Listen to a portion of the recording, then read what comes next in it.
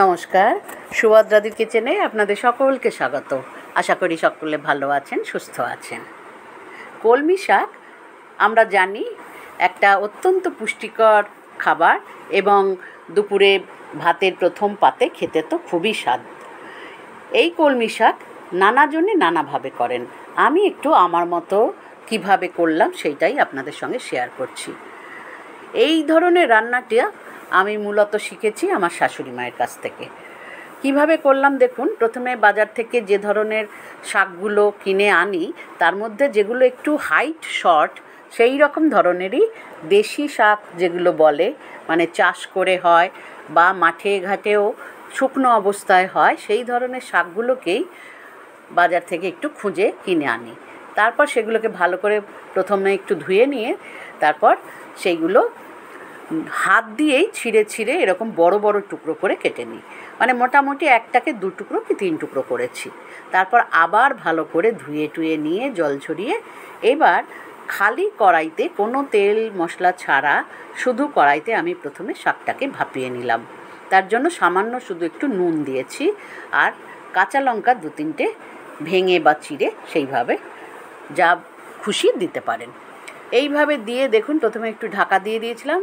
এইবারে এই নুন পড়াতেই শাক থেকে কিন্তু জল বেরোবে।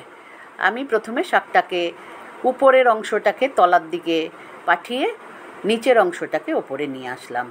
প্রথমে একটু শাকটা জড়িয়ে জড়িয়ে যাবে, যেহেতু বড় বড় টুকরো এর মধ্যে রয়েছে, তাই জন্য সেটাকে ভালো করে আগে সেদ্ধ করে নিয়ে তারপরে এটাকে ছাড়িয়ে নেব। মোটামুটি মিনিট 5-6 গেলেই শাকটা কিন্তু সেদ্ধ হয়ে যাবে। আর এখন আস্তে আস্তে বর্ষা শুরু হচ্ছে, কলমি শাক কিন্তু একটু ভালো করে দেখে বেছে তবেই কিন্তু রান্না করতে হবে। দেখুন জল কিন্তু এখনও রয়েছে, এই জলটাও টানাতে হবে। আর এই রকম আমি একটা চিমটের সাহায্যে শাকগুলোকে ছাড়াতে শুরু করেছি। যদিও এখন গরম তাই চিমটে দিয়ে করছি, এরপরে এটাকে একটুখানি নিভিয়ে দেব যাতে একটু ঠান্ডা হয়ে যায়। তারপরে সেটাকে হাত দিয়ে ভালো করে ছাড়িয়ে ছাড়িয়ে নেব, মানে একসঙ্গে যাতে দলা না পাকিয়ে থাকে। এবার সেইভাবে ছাড়িয়ে একটা অন্য পাত্রে নিয়ে নিলাম, নিয়ে কড়াইটাকে সামান্য একটুখানি পরিষ্কার করে নিয়ে দিয়ে দিলাম সামান্য পরিমাণে তেল। এইভাবে রান্না করলে কিন্তু আপনি ভালো করেই শাকের যে ফোড়ন দেওয়ার সুগন্ধ সেটা পাবেন এবং ফ্লেভারটাও পুরোটাই পাবেন। কিন্তু প্রথমেই তেল মশলা বা তেল পেঁয়াজ রসুন এইসব দিয়ে যদি দেন তাতে কিন্তু গন্ধটা চলে যায়। সেই জন্যই আমার শাশুড়ি মা এইভাবেই আমাকে শিখিয়েছেন। শাকগুলোকে ওইভাবে ছাড়িয়ে রেখে দিয়ে এবার কড়াইতে সর্ষের তেল দিলাম সামান্য, দিয়ে একটা শুকনো লঙ্কা ছিঁড়ে দিলাম।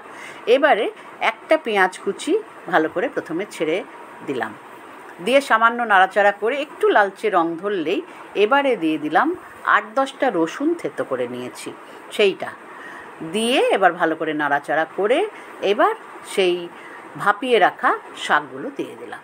দিয়ে এবার ভালো করে মিশিয়ে নিলেই রান্না হয়ে যাবে কলমি শাক। এই রকম শাক গরম ভাতের পাতে প্রথম পাতে পেলে একেবারে সুন্দর এক থালা ভাত কিন্তু খাওয়া হয়ে যায় অন্য তরকারি ছাড়াই। শাক খাওয়া খুবই দরকার, বিশেষ করে ছুটি ছাটার দিনে যদি বাচ্চাদেরকে একটু খাওয়াতে পারেন তাহলে কিন্তু আমাদের সব দিকেই কিন্তু শরীর স্বাস্থ্যের পক্ষে এটা খুবই ভালো। দেখুন এবার শাকটা ভালো করে পেঁয়াজ রসুনের সঙ্গে মিশিয়ে আবার একটুখানি ছাড়িয়ে নিলাম। যত এটা ছাড়িয়ে নেবেন, এখন একটু বর্ষাকাল বলে জলভাবটা একটু বেশি রয়েছে, এটা কিন্তু শুকনোর সময় বিশেষ করে একদম শুকনো মাঠে গ্রামাঞ্চলে কিন্তু এই ধরনের দেশি শাক জন্মায়, ছোট্ট ছোট্ট হয় বেগতখানে, সেইগুলো দিয়ে করলে আরও ভালো হয়। কিন্তু সেটা সবসময় বাজারে ওঠে না। আমি আজকে এই চাষ করা শাকের থেকেই এইভাবে কিন্তু এটা করলাম। মোটামুটি শাক রান্না হয়ে গেছে। দেখুন পেঁয়াজ রসুন দিয়ে মিশিয়ে শাক কিন্তু একেবারেই রেডি। নিভিয়ে দিলাম, দিয়ে ঢাকা দিয়ে রাখলাম। এবার পরিবেশন করে নিলেই হয়ে যাবে কলমি শাক। নিরামিষভাবেও করা যায়, তবে আমি এটাই পেঁয়াজ রসুন দিয়ে করেছি এবং তাতে সুন্দর একটা গন্ধ পাওয়া যায় এবং খাওয়াতে উপকারী বটে। ভালো লাগলে বন্ধুরা অবশ্যই চ্যানেলটিকে কিন্তু সাবস্ক্রাইব করতে ভুলবেন না, লাইক কমেন্ট করতেও কিন্তু ভুলবেন না। ভালো থাকবেন বন্ধুরা, ধন্যবাদ।